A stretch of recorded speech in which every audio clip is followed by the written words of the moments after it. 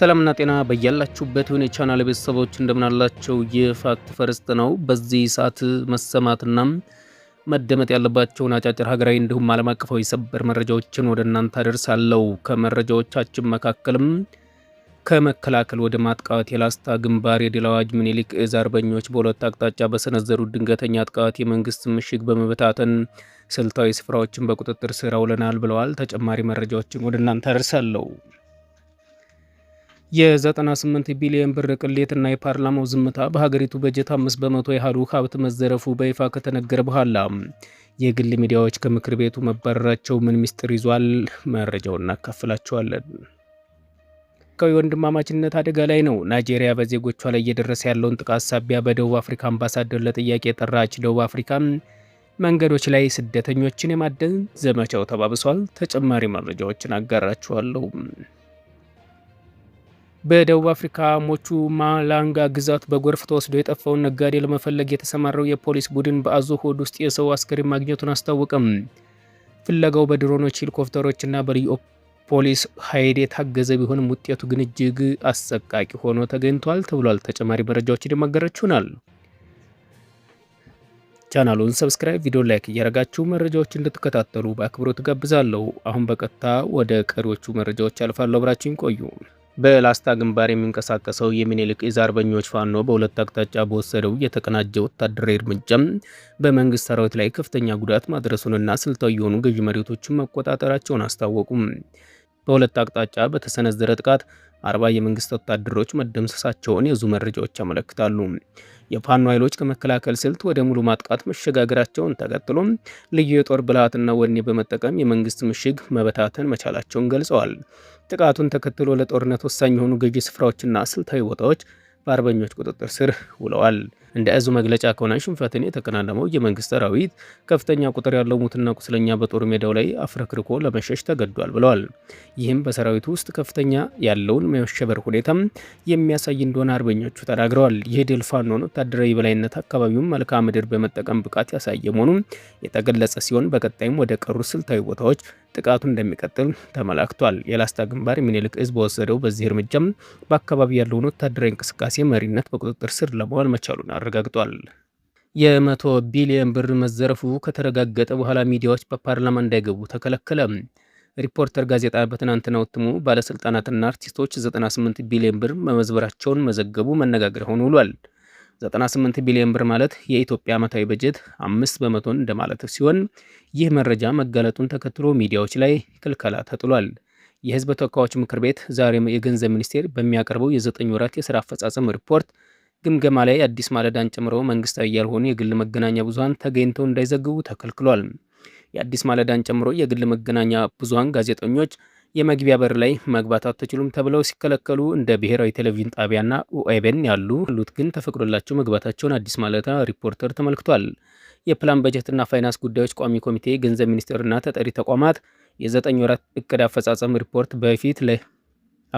ሪፖርት በፊት ለፊት መድረክ ለመገምገም ከጠዋት 2 ሰዓት ከ30 ጀምሮ በምክር ቤቱ የመሰብሰቢያ አዳራሽ ፕሮግራም የያዘው መርሃ ግብር ባለፈው አርብ እንዲዘገብለት አዲስ ማለዳ ጥሪ አቅርቦ ነበር። ነገር ግን ዛሬ ሰኞ ክልከላ ተጥሎበታል።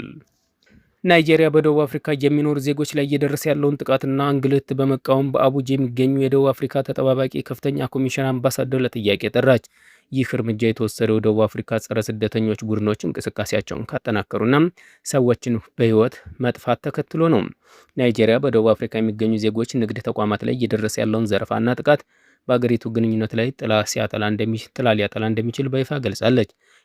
በቅርብ ሳምንታት ውስጥም ቢያንስ 2 ናይጄሪያውያንና 4 ኢትዮጵያውያን በመገናኛ ብዙሃን ዘገባዎች መሰረት መገደላቸው ታውቋል። በአሁኑ ወቅትም የደቡብ አፍሪካ የሚንቀሳቀሱ ጸረ ስደተኞች ቡድኖች መደበኛ ባልሆነ መንገዶችን፣ ሆስፒታሎችና ትምህርት ቤቶችን በመቆጣጠር ላይ ይገኛሉ። ቡድኖቹ ሰዎች በመንገድ ላይ ሲንቀሳቀሱ ለማስቆም የኢሚግሬሽን ወረቀቶችን እንዲያሳዩ ያስገድዳሉ። ዛቻና በፕሪቶሪያ የውጭ ጉዳይ ንግዶቻቸው እንዲዘጉ ትዕዛዝ የተላለፈ ሲሆን ጥቃት ሊሰነዘርባቸው እንደሚችል ማስጠንቀቂያ ተሰጥቷቸዋል። በኮጎምባ ከተማ ናይጄሪያውያን የራሳቸው መሪ ንጉስ የሚል ስያሜ መሾማቸውን የአካባቢው ነዋሪዎችም አስቆጥቷል። ፕሬዚዳንት ሲሪል ራማፎሳ ጥቃቶቹን ያወገዙ ሲሆን የውጭ ዜጎች የአገሪቱ ሕግ እንዲያከብሩም አሳስበዋል። ፕሬዚዳንቱ ደቡብ አፍሪካውያን ከአፓርታይድ ስርዓት ነፃ እንዲወጡ ሌሎች የአፍሪካ ሀገራት ያደረጉትን ውለታ እንዲያስታውሱም ጥሪ አቅርበዋል። ደቡብ አፍሪካ ወደ 2.4 ሚሊዮን የሚጠጉ ስደተኞች መኖሪያ ስትሆን ይህም ከህዝቧ 4% ያነሰ ነው። አብዛኛዎቹ ከጎረቤት ሀገራት እንደ ዚምባብዌ፣ ሌሴቶና ሞዛምቢክ የመጡ ናቸው። እኛ ሁላችንም ጥቁር ወንድማማቾችን አፍሪካ ውስጥም እንዲህ ከፈራን ወደ አውሮፓ ብንሄድ ምን ሊከተለን ነው ሲል አንድ በስጋት ላይ ያለ ናይጄሪያዊ ስሜቱን ገልጿል።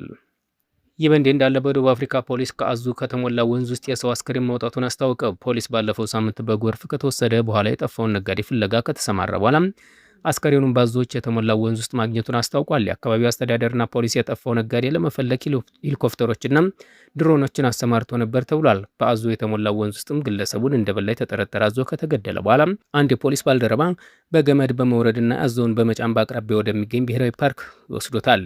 ነጋዴውን እንደበላ የተጠረጠረው አዞ መገደሉን ካፒቴን ጆን ፓቲጌተር ለኒውስ 24 ድረገጽ ተናግረዋል። ካፒቴኑ ፓቲጌተር ለኒውስ 24 ድረገጽ በሰጡት ቃለ መጠይቅ ከአዞ ቮሎ ጥርሱ ጋር መጠጋት ምቾት የሚሰጥ ነገር አይደለም ብለዋል። ፓቲጌተር ገመድ ተጠቅመው አዞውን ከያዙ በኋላ ሁለቱም በሰሜን ምስራቅ ከሚገኝ ከኮማቲ ወንዝ እንዲወጡ ተደርገዋል። በወንዝ ውስጥ የሚያዞ ተበልቶ የተገኘው ግለሰብ ማንነትን ለመለየት የዲኤንኤ ምርመራ እንደሚደረግ ተገልጿል። ባለፈው ሳምንት የጠፋው ግለሰብ መኪናው ድልድይ ሲያቋርጥ ተቀርቅሮ መንቀሳቀስ አለመቻሉ ታውቋል።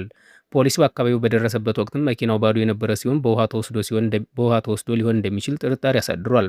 የሞቹ ማላንጋው ራጃ ፖሊስ ቃል አቀባይ ኮሎኔል ማቬላ ማሶንዶም ለኤስቢኤስ የአካባቢው ባለስልጣናት ድሮኖችና ሄሊኮፕተሮችን ተጠቅመው ፍለጋውን ያካሄዱ ሲሆን በአነስተኛ ደሴት ላይ ፀሐይ የሚሞቅ አዞዎችን መመልከታቸውን ተናግሯል። ፔቱጌተር እንደሚሉት ከሆነ ከዓመታት ልምድ አንድ በቅርቡ የበላ እንስሳትን መለየት ይችላሉ። ከሞላ ሆዱ ባሻገር ለመንቀሳቀስ ወይም የድሮና ሄሊኮፕተሩን ድምፅ ሲሰማም ወደ ወንዙ ለመግባት አይሞክርም ሲሉ ከኒውስ 24 ጋር ባደረጉት ቃለ ምልልስ ተናግረዋል።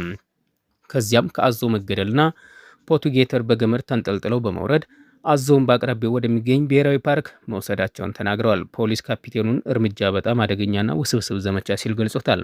4.5 ሜትር የሚረዝመውና 500 ኪሎ ግራም ክብደት ያለው አዞ በአቅራቢያው ወደ ክሩገር ብሔራዊ ፓርክ ተወስዶ ሲፈተሽ የሰው አስከሬን በሆዱ ውስጥ ተገኝቷል። ከሰው አስከሬን በተጨማሪ 6 ጫማዎች መገኘታቸውን ፖሊስ አስታውቋል። ይህ ማለት ሌላ ሰው ተገድሏል አሊያም ማንኛውንም ነገር ይበላል ማለት ነው ብለዋል። ደቡብ አፍሪካ ፖሊስ ተጠባባቂ አዛዥ ሌተና ጀነራል ፑሌንግ ሞፓኒ የባልደረባቸውን እርምጃም አድንቀዋል። የቻናል ቤተሰቦች ለሰዓቱ የነበረኝ አጭር መረጃ ይህን ይመስል ነበር። ከቆይታ በኋላ በሌላ መረጃ እስከምንገናኝ መልካም ጊዜ ይሁንላችሁ።